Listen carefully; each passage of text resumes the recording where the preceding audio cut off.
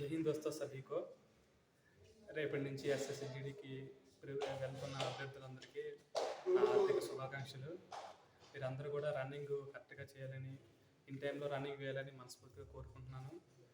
Running వెళ్ళే వాళ్ళు ముందుగా ప్రాక్టీస్ చేసుకుంటారు కాబట్టి ఆ ప్రాక్టీస్ ప్రకారం అక్కడ కూడా అదే చేయండి. స్టార్టింగ్ నుంచే స్పీడ్ పెంచేయకుండా స్టార్టింగ్ నుంచి ఒకే స్పీడ్తో వెళ్ళి లాస్ట్ ఇంకా వీలైతే ప్రతి ఒక్కరూ స్టాప్ వాచ్ లాంటిది ధరించుకోండి. స్టాప్ వాచ్ వేయడం వల్ల ఏంటంటే రన్నింగ్ అనేది ఇన్ టైంలో వేయగలుగుతారు. రన్నింగ్ చేసేటప్పుడు మనకి మెయిన్ గుర్తుపెట్టుకోవాల్సిన ఒకే విషయం ఏంటంటే ఎట్టి పరిస్థితులు కూడా రన్నింగ్ మధ్యలో ఆపకండి. రన్నింగ్ కంప్లీట్ అయిన తర్వాత వరకు రన్నింగ్ ఆపొద్దు. రన్నింగ్ మీకు వీలవకపోతే స్లోగా అయినది వేయాలి అని మధ్యలో ఆపకండి. Don't stop when you're tired, stop when you're done. అంటే మీరు అలసిపోయినప్పుడు ఆపడం కాదు, మీరు పూర్తి చేసిన తర్వాత ఆపడం అనేది గుర్తుపెట్టుకోండి. సో మీరు ఈ విధంగా రన్నింగ్ చేస్తే కనుక ఖచ్చితంగా రన్నింగ్ క్వాలిఫై అవుతారు. తర్వాత మనకి మెడికల్కి డాక్యుమెంట్లు చూసుకుంటే కనుక 10th class mark list, Aadhaar card, తర్వాత మీ హైయర్ క్వాలిఫికేషన్ ఏదైతే పెట్టుకున్నారో దానికి సంబంధించిన సర్టిఫికేట్, ఇవన్నీ కూడా ఒరిజినల్స్ ఉండాలి. వీటితో పాటు caste certificate, income certificate, EWS వాళ్ళకి ఇన్కమ్ సర్టిఫికేట్, మిగతా క్యాస్ట్ వాళ్ళకి క్యాస్ట్ సర్టిఫికేట్లు, వీటితో పాటు ఎనెక్సరీ సర్టిఫికేట్లు. ఏ క్యాస్ట్ అయినా సరే ఓన్లీ అన్రిజర్వ్డ్ కేటగిరీ తప్పించి మిగతా ఎస్సీ, ఎస్టీ, ఓబీసీ, ఈడబ్ల్యూఎస్ వీళ్ళందరికీ కూడా ఎనెక్సరీస్ ఉన్నవి. దానికి తగ్గట్టు ఎనెక్సరీస్, దాంతోపాటు డొమిసైల్ సర్టిఫికేట్, నేను చెప్పిన సర్టిఫికేట్లు అన్నీ ప్రతిదీ ఉండాలండి. అవి కూడా ఒరిజినల్స్ ఉండాలండి. మీకు ఎవరికైతే ఆధార్ అప్డేట్ చేయించుకోలేదో ఆధార్ అప్డేట్ చేయించుకోవాలి కంపల్సరీ. ఏ ఒక్కటి లేకపోయినా సరే వాళ్ళు మిమ్మల్ని రీమెడికల్ కానీ రిజెక్ట్ చేయడం కానీ జరుగుతుంది. సో ఏ సర్టిఫికేట్ లేకపోయినా సరే మీరు చేయించుకోవాలి. పర్వాలేదు కానీ ఎవరు అనుకోకండి.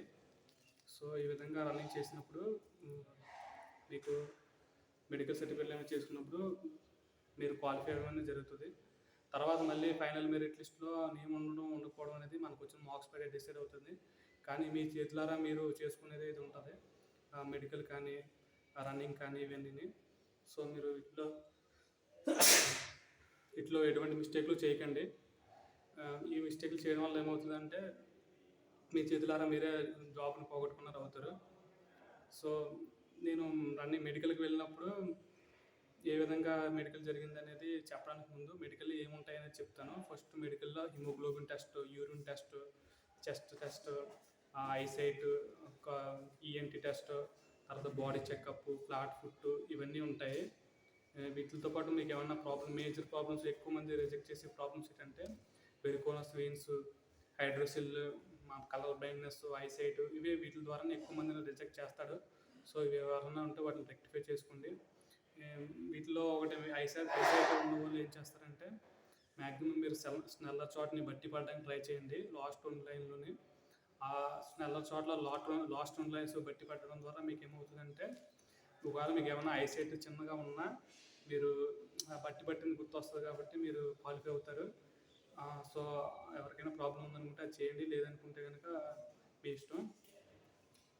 సో ఇది ఫ్రెండ్స్ దీనికి సంబంధించి వివరాలు. మీరు రన్నింగ్ చేసేటప్పుడు మెయిన్ కాబట్టి రన్నింగ్ మీరు చూసుకోండి. ఫుడ్ కూడా ముందు రోజు రాత్రి లైట్ ఫుడ్ తినండి, వీలైతే పెరుగన్నం లాంటివి తినండి. మీ రిలేటివ్స్ ఇంటి దగ్గర ఉండడం ట్రై చేయండి, లేదంటే రూమ్ తీసుకుని ఫ్రెండ్స్ అందరూ ఒక రూమ్లో ఉండండి. అక్కడికి రన్నింగ్కి మాత్రం గ్రౌండ్కి మార్నింగ్ 2 o'clock వెళ్ళండి. అక్కడ 5 o'clock స్టార్ట్ అవుతుందంటే అందరూ లైన్లో ఉంటారు కాబట్టి మ్యాక్సిమం ఫస్ట్లో ఉండడానికి ట్రై చేయండి. మ్యాక్సిమం ఫస్ట్లో ఉంటే ఏంటంటే మీకు ఫస్ట్లోనే రన్నింగ్ వస్తుంది. దానివల్ల ఏంటంటే మీకు ఇన్ టైంలో వేయడానికి అవకాశం అనేది ఉంటుంది. దాంతోపాటు రన్నింగ్ అయితే ఫస్ట్ ఏం చూడడం, మీకు వచ్చిన హాల్ టికెట్, దాంతోపాటు ఆధార్ కార్డ్ చూసి రన్నింగ్ పంపించేస్తాడు. రన్నింగ్ అయిపోయిన తర్వాత క్వాలిఫై అయిన వాళ్ళందరికీ చెస్ట్ చెక్ చేస్తాడు, మళ్ళీ ఇంకొకసారి హైట్ చెక్ చేస్తాడు. తర్వాత మీ డిస్ట్రిక్ట్ అడ్రస్ రాయమని అడుగుతాడు. ఒకవేళ ఎవరైనా అడ్రస్ అయితే మిస్టేక్ రాస్తే అక్కడ రెక్టిఫై చేసుకోవడానికి అవకాశం ఉంటుంది రన్నింగ్ అయిన తర్వాత. అది చూసుకోండి. దాని తర్వాత మీకు డాక్యుమెంట్ వెరిఫికేషన్, మిగతా సర్టిఫికేట్ అన్నీ చూసుకుంటాడు. డాక్యుమెంట్ వెరిఫికేషన్లో ఫాదర్ నేము, మీ పేరు, మీ డేట్ ఆఫ్ బర్త్, ఇవన్నీ ఈ 3 చాలా ఇంపార్టెంట్. వీటిలో ఏది చిన్న వర్డ్ మిస్టేక్ ఉన్నా సరే మిమ్మల్ని రిజెక్ట్ చేస్తాడు. సో అలాంటివి ఏమైనా మిస్టేక్లు ఉంటే ముందే రెక్టిఫై చేసుకోండి. ఒకవేళ రెక్టిఫై చేసుకోవడానికి టైం లేదనుకుంటే కనుక మీరు లాయర్తో నోటరీ అది రాయించుకోవాల్సి ఉంటుంది, అది ట్రై చేయండి. అది చెప్తారు. అక్కడ ఎవరైనా మీ సీనియర్స్ ఎవరైనా ఉంటే ఇంతకుముందు వెళ్ళాను వాళ్ళని అడగండి. లేదనుకుంటే కనుక నాకు ఒకసారి కామెంట్ చేయండి. దానికి ఏంటనేది ప్రాసెస్ నేను చెప్తాను. సర్టిఫికేట్స్ అన్నీ మాత్రం కంపల్సరీ పట్టుకెళ్ళండి. ఏ సర్టిఫికేట్ని మీరు నెగ్లెక్ట్ చేయడానికి లేదు. ఏ సర్టిఫికేట్ లేకపోయినా సరే మీకు ఇబ్బంది అవుతుంది. ఒకవేళ ఎవరికైనా క్యాస్ట్ సర్టిఫికేట్ లాంటివి లేకపోతే మిమ్మల్ని ఏజ్ రిలాక్సేషన్ తీసుకోలేదు అనుకుంటే కనుక ఓపెన్లోకి తీస్తాడు. ఒకవేళ మీరు ఏజ్ రిలాక్సేషన్ తీసుకుని క్యాస్ట్ సర్టిఫికేట్ పెట్టుకుని క్యాస్ట్ సర్టిఫికేట్ సబ్మిట్ చేయకపోతే కనుక మిమ్మల్ని అక్కడే రిజెక్ట్ చేయడానికి అవకాశం ఉంటుంది. సో ఇది ఫ్రెండ్స్ విషయం.